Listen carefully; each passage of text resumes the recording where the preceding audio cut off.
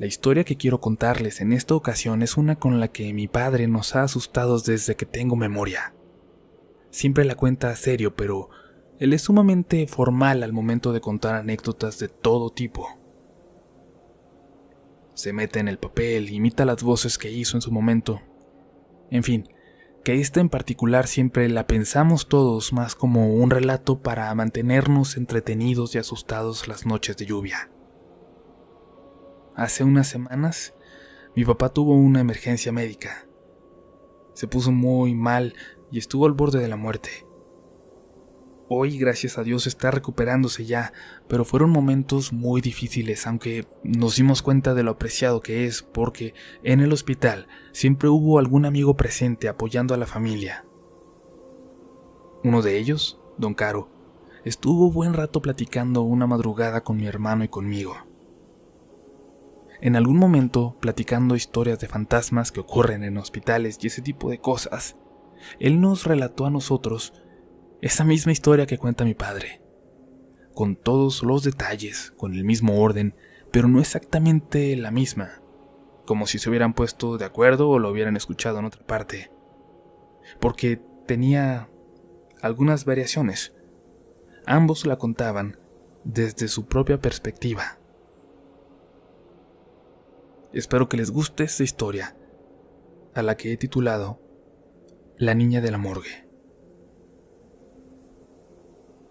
Mi papá y don Caro se conocen de finales de los 90, cuando ambos trabajaron en el mismo lugar siendo jóvenes aún, en el servicio de limpieza de la morgue de esta ciudad. Se hicieron amigos en esas pláticas cuando salían a fumar a la parte trasera del lugar, que daba ya al despoblado, empezando la montaña apenas al cruzar la cerca. No había descanso para la gente de limpieza. Siempre había alguien trabajando, incluso por las noches y la madrugada, y ellos siempre eran felices cuando les tocaba pasar un turno juntos. Incluso ese, el de la noche. Porque nadie se acostumbra a estar rodeado de muertos a esas horas. El olor de los difuntos, me dijo mi padre, es la cosa más horrible que ha experimentado. Un día llegó al lugar una mujer mayor, muerta en circunstancias extraordinarias. Habían pasado días antes de que los vecinos se dieran cuenta de que había fallecido. Sin embargo, aún no comenzaba a oler mal. Su cuerpo parecía empezar a descomponerse de una forma más lenta que lo ordinario. También había llegado un señor gordo, con heridas provocadas por un arma punzocortante. Por lo que supieron, había muerto en una riña, en una cantina no muy lejos de ahí. Esa noche, llegó alguien más. El cuerpo de una niña ya en estado de descomposición, como de un mes de fallecida. Lo habían encontrado unos extranjeros en la montaña. Sin embargo, no estaba el médico forense para empezar a hacer las autopsias, y la chica encargada en ese momento no sabía ni qué empezar a hacer con los cuerpos.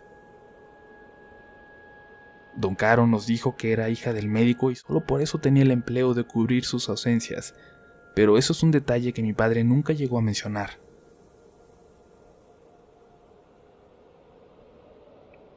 La chica dijo que no podía hacerse cargo.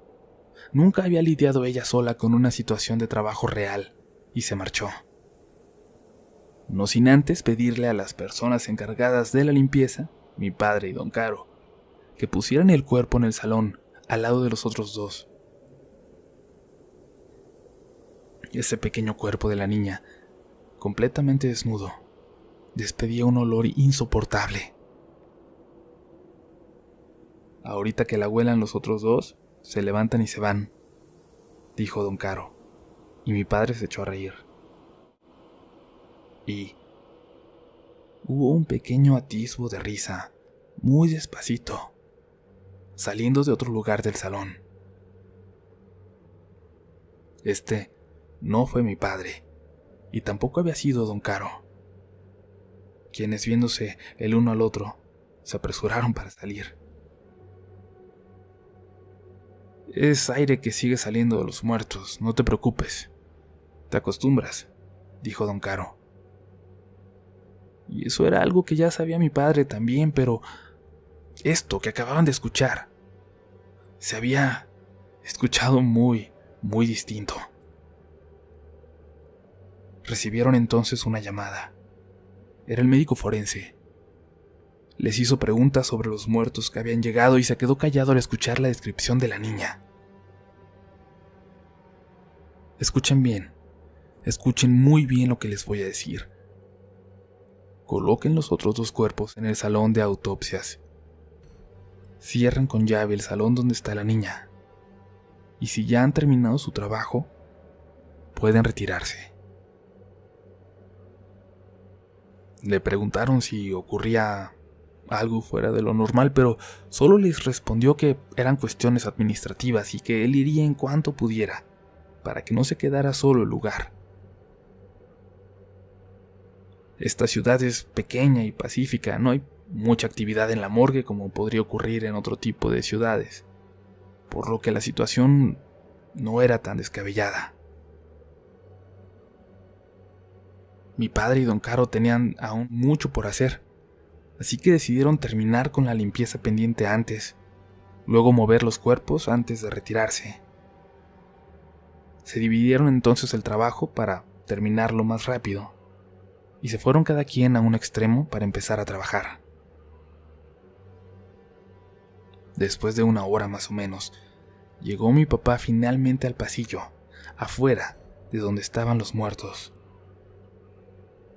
Y de dentro del salón se escuchó un golpe, y luego cómo cayeron algunos instrumentos metálicos.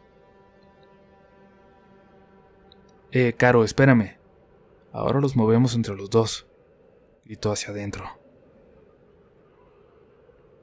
¿De qué hablas, loco?, contestó la voz de don Caro, desde el otro extremo del pasillo, asomando la cabeza desde una sala. Mi padre se puso pálido y corrió hacia él. Le juró que había escuchado algo moverse dentro del salón donde estaban los cadáveres. ¿Cómo crees? Vamos a ver, le dijo don Caro, evidentemente pensando que mi padre había imaginado el sonido, quizás nervioso por lo que había ocurrido un rato antes. Afuera la lluvia arreciaba, pero eso era común. En esa época del año siempre caen tormentas por la madrugada. Sin embargo, esa noche no hacía más que contribuir al ambiente de misterio que se comenzaba a apoderar del lugar y que tenía cada vez más nervioso a mi padre. No hay que entrar, esperemos ya aquí afuera, dijo. Hay que entrar de una vez y moverlos para poder irnos, respondió don Caro. ¿Irnos? ¿De verdad piensas irte con esta tormenta cayendo allá afuera? Los 2 caminaban desde casa al trabajo, así que don Caro se dio cuenta de que no era una posibilidad irse en ese momento. Bueno, dale. Hazte un café o algo mientras yo reviso el salón ahora que termine esto. Se quedó entonces en la pequeña salita en la que estaba, y mi padre se dirigió al pequeño cuartito que se usaba como comedor. Puso a hacer algo de café, y minutos después, escuchó a don Caro salir de la sala que acababa de terminar para ir a revisar el salón con los cuerpos.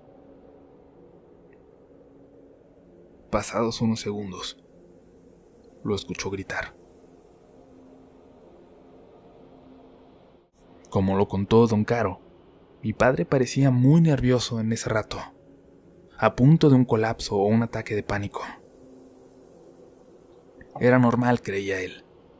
En el tiempo que tenía trabajando ahí, ya había visto lo que pueden hacer los muertos, la tormenta y los relámpagos constantes a una persona que tiene que pasar la noche ahí. Sobre todo en noches como esa, en las que se quedaban solos por alguna razón. Terminó la sala que estaba limpiando y se dirigió al salón, pensando que le iba a tocar mover solo los cuerpos, y que como había pasado ya con otros, quizás mi padre no volvería a trabajar ahí la noche siguiente. Se preparó antes de abrir la puerta del salón, tapándose la nariz, sabiendo que saldría ese olor insoportable a carne podrida que despedía la niña. Antes de abrir, justo al tomar la puerta, un movimiento rápido detrás de ella provocó un ruido fuerte y claro. Sin pensarlo, abrió la puerta para averiguar qué era, y los 3 cuerpos permanecían en las camillas, pero una de ellas, la de la niña, se había movido del lugar. Una visión casi hipnótica lo hizo concentrarse cada vez más en ese cuerpecito, enfocándolos desde la puerta, tratando de entender qué ocurría. Y en ese momento, un muy ligero movimiento en uno de los dedos de la niña, casi imperceptible, le hizo cerrar la puerta gritando de terror. Ese fue el grito que escuchó mi padre, que corrió para ver qué ocurría. Dice don Caro que quizás lo imaginó, pero lo que ocurrió a continuación no era para nada producto de su imaginación. Se dirigió junto a mi padre al comedor, contándole lo que creía haber visto. Ahora, era él el de los nervios, el que parecía estar a punto de un ataque de pánico. Ambos se intentaron calmar en el comedor y afuera. La tormenta parecía empezar a calmarse también, hasta que un relámpago cimbró el lugar. Y segundos después, la oscuridad. Era común en ese tiempo y en ese clima sufrir los cortones de energía, pero no se podían haber imaginado un peor momento para que eso ocurriera. La tormenta arreció, pero ambos sabían que era hora de aprovechar el permiso y marcharse cuanto antes. ¿No los vamos a mover entonces?, preguntó mi padre. Si quieres, ve y muévelos tú, contestó don Caro. Yo ya no voy para allá aunque me corran mañana. Al dirigirse a la puerta, los sonidos de pasos afuera en el pasillo los detuvieron por completo. Don Caro volteó a ver a mi padre, preguntándose ambos con la mirada si en realidad habían escuchado eso que acababan de escuchar, o si estaban alucinando. Justo entonces, como si se metiera por debajo de la puerta, un olor a carne podrida comenzó a inundar el comedor. Un olor a muerto. Sin decir nada, aseguraron la puerta y se quedaron en la esquina del cuarto en silencio, esperando que de pronto la puerta se abriera de golpe y una visión espantosa entrara por ella. Se asomó mi padre por la pequeña ventana que daba a la calle. Toda se veía desierta. Toda parecía haberse quedado sin luz. Y en el fondo, en la esquina, dando la vuelta, de pronto las luces de un coche comenzaron a acercarse. Luego entraron al estacionamiento de la morgue. Mi padre reconoció el coche del doctor. El estacionamiento daba a la puerta de atrás.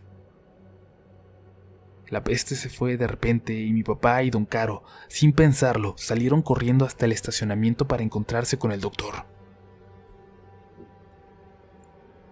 Lo encontraron petrificado en el asiento del conductor, aún con el auto encendido, con la mirada perdida. Momentos después lograron hacerlo reaccionar y él les pidió que lo acompañaran adentro. Antes de entrar al salón, mi padre y don Caro le pidieron que esperara, que no sabía lo que había estado ocurriendo esa noche. Ahí dentro, ya no hay nada que nos tenga que causar miedo, dijo el doctor. Y entonces abrió la puerta. La escena que vieron a continuación los marcó para siempre.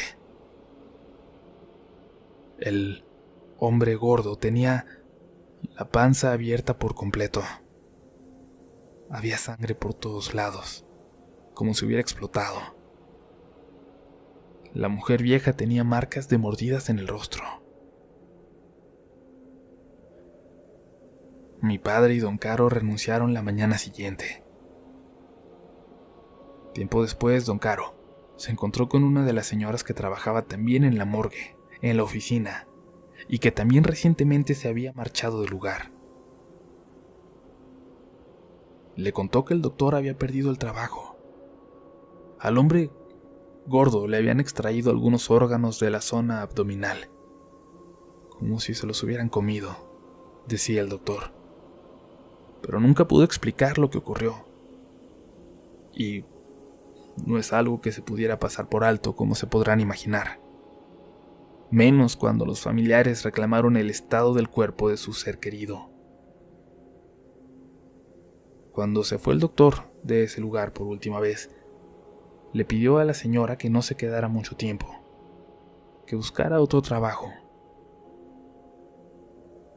También le contó a la señora que el médico encargado de la morgue antes que él le había contado en varias ocasiones de esa niña desnuda, apestando muerte, que había desaparecido de la morgue sin dejar rastro años atrás. La misma niña que, el doctor aseguraba, vio correr saliendo de la morgue y escapándose a la montaña, en aquella ocasión en la que llegó para encontrar a mi padre y a don Caro.